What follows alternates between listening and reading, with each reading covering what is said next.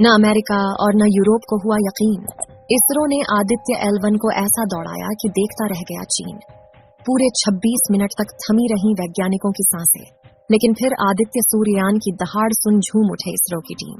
दोस्तों, 15 सितंबर के दिन रात के करीब 2 बजे, जब पूरे देश के लोग गहरी नींद में सो रहे थे, तभी इसरो की बेंगलुरु ऑफिस में डर और चिंता का माहौल छाया हुआ था, क्योंकि वैज्ञानिक आदित्य सूर्ययान का पता पाए जा रहे थे और आदित्य L1 को सबसे कठिन कमान देने वाले थे, जिससे आदित्य L1 धरती को अलविदा कहने के लिए पृथ्वी की आखिरी कक्षा में प्रवेश लेने वाला था। आदित्य L1 के इंजन चालू करते ही रात में करीब 26 मिनट तक इंजन को चालू रखा गया और फिर आदित्य सूर्ययान ने वो कर दिखाया जिसको देखकर दुनिया भर के स्पेस एजेंसी भी हैरान रह गई। इस काम को अंजाम इसरो के बेंगलुरु हेडक्वार्टर में बैठे वैज्ञानिक दे रहे थे, लेकिन अब आपके दिमाग में यह सवाल आ रहा होगा कि आखिर इसरो को रात में ही आदित्य सूर्ययान के इंजन को चालू क्यों करना पड़ा, और इसके बारे में इसरो ने रात में ही ट्वीट करके जानकारी भेज दी। इस समय आदित्य सूर्ययान पृथ्वी की लास्ट ऑर्बिट में प्रवेश कर चुका है और काफी तेज रफ्तार से अपनी ऑर्बिट में आगे की ओर बढ़ रहा है। दोस्तों, जब से आदित्य L1 पृथ्वी से अपनी मंजिल की ओर निकला है, तब से लोगों के मन में सवाल आ रहा है, आखिर कब सूरज के पास जाकर आदित्य मुसाफिर जानकारी और तस्वीरें भेजने वाला है। हम बताने जा रहे हैं कि अभी इसने क्या खुशखबरी दी है, और साथ ही आपको यह भी बताएंगे कि अभी पृथ्वी से कितने किलोमीटर दूर चला गया है और सूरज के L1 पॉइंट पर कब तक पहुंचेगा। चलिए दोस्तों, इस वीडियो में आपको पूरा डिटेल में इसके बारे में जानकारी देते हैं। हमारे आदित्य सूर्ययान को 2 सितंबर 2023 के दिन श्रीहरिकोटा के सतीश धवन स्पेस सेंटर से सफल उड़ान के लिए रवाना किया गया था। आपको बता दें कि आज के दिन इसे अंतरिक्ष में भेजा जाएगा और अंतरिक्ष में जाते ही यह काफी तेज रफ्तार से धरती से 15 लाख किलोमीटर दूरी पर स्थित L1 पॉइंट की ओर बढ़ेगा।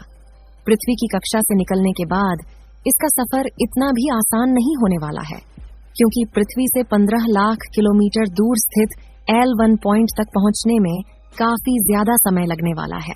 सबसे बड़ी बात यह है कि यह सीधे ही L1 पॉइंट पर नहीं जाएगा। L1 पॉइंट पर स्थापित होने से पहले यह थोड़ी और दूर आगे जाएगा और उसके बाद यह एक बार और ऑर्बिटिंग करेगा, यानी कि एक बार अंतरिक्ष में ही गोल चक्कर लगाकर अपनी स्पीड को काफी ज्यादा कम करेगा, क्योंकि इस समय इसकी स्पीड ज्यादा होगी, जिससे इसको एक बार में L1 पॉइंट पर स्थापित नहीं किया जा सकता। अंतरिक्ष में एक बार गोल चक्कर लगाने के बाद यह पुनः L1 पॉइंट पर आकर स्थापित हो जाएगा। इसमें भी बेंगलुरु के हेडक्वार्टर में बैठे वैज्ञानिक इसे कमान देकर L1 पॉइंट पर स्थापित कर देंगे।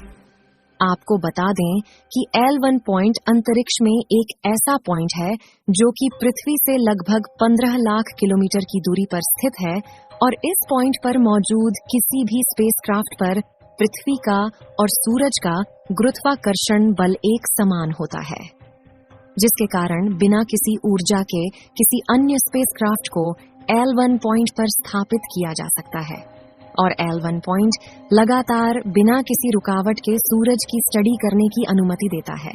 इसीलिए वैज्ञानिकों ने इस बिंदु को चुना है, जिससे कि सूरज के बारे में ज्यादा से ज्यादा अध्ययन किया जा सके। आपको बता दें कि इस समय आदित्य स्पेसक्राफ्ट के दोनों सोलर पैनल खुले हुए हैं और आदित्य सूर्ययान सोलर पैनल के द्वारा ऊर्जा भी जनरेट करने लगा है। जब आदित्य L1 को 15 सितंबर के दिन रात के 2:30 पर पृथ्वी की आखिरी कक्षा में स्थापित किया गया, तो अंतरिक्ष यान के थ्रस्टर्स को चालू किया गया। जब हमारा स्पेसक्राफ्ट आदित्य पृथ्वी की किसी एक कक्षा में चक्कर लगाता है, तो उस समय उसका इंजन बंद रहता है और केवल वह सोलर पैनल के द्वारा प्राप्त की गई ऊर्जा से ऑर्बिट में घूमता रहता है। ऐसे में जब भी उसकी ऑर्बिट को चेंज करना होता है, तो उसमें लगे इंजन यानी थ्रस्टर्स को चालू करके उसके ऑर्बिट को चेंज किया जाता है।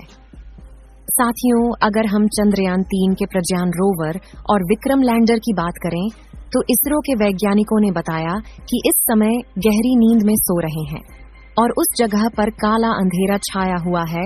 वहां पर इतना अंधेरा है कि इस समय विक्रम लैंडर दिखाई नहीं दे सकता।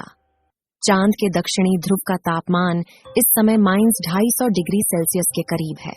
इतनी कड़कती ठंड में भी हमारा विक्रम लैंडर गहरी नींद में शांत से सोया हुआ है। और इसरो के वैज्ञानिकों ने बताया कि 22 सितंबर आने वाला है और फिर से यह दोनों चांद की सुबह का इंतजार कर रहे हैं।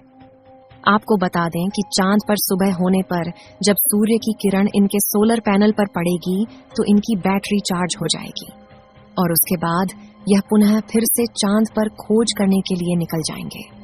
आपको बता दें कि इस बार यह चांद पर हाइड्रोजन की खोज करेगा जिससे चांद पर पानी होने की पुष्टि की जा सके।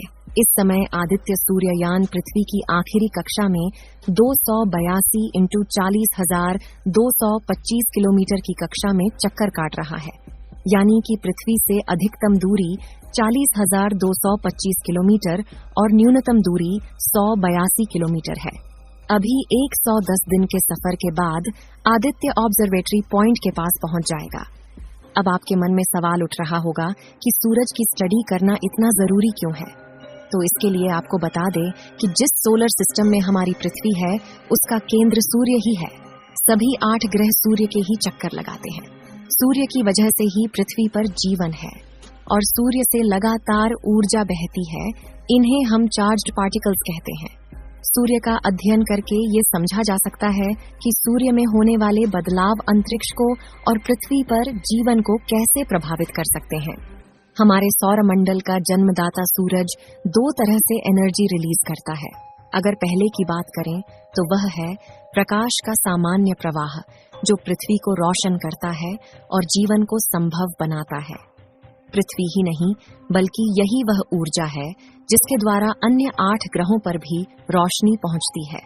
दूसरे की बात करें तो उसमें प्रकाश के कणों का चुंबकीय क्षेत्र आता है जिसके विस्फोट से इलेक्ट्रॉनिक चीजें खराब हो सकती हैं। अब आप सोच रहे होंगे कि आदित्य L1 सूर्य के पास जाकर क्या करेगा। इसका पहला मकसद सूर्य के आसपास के वायुमंडल का अध्ययन करना है और साथ में सौर कोरोना की भौतिकी और इसका तापमान को मापना है। आपको जानकारी के लिए बता दें कि सूर्य की बाहरी परत को कोरोना के नाम से जाना जाता है। इसका दूसरा मकसद कोरोनल और कोरोनल लूप प्लाज्मा का निदान करना और इसमें तापमान, वेग और घनत्व की जानकारी निकालना और सूर्य के आसपास हवा की उत्पत्ति, संरचना और गतिशीलता को जांचना है। आप सभी लोग आदित्य सूर्ययान के सफल होने की दुआएं कमेंट बॉक्स में करते रहें। इस वीडियो को एक लाइक जरूर करें और अपने मित्रों तक इस वीडियो को शेयर करें ताकि उन्हें भी जानकारी मिल सके और अपने भरोसेमंद चैनल को सब्सक्राइब जरूर करें और बेल आइकन को ऑल पर सिलेक्ट करना बिल्कुल ना भूलें। मिलते हैं किसी और नॉलेजेबल वीडियो के साथ।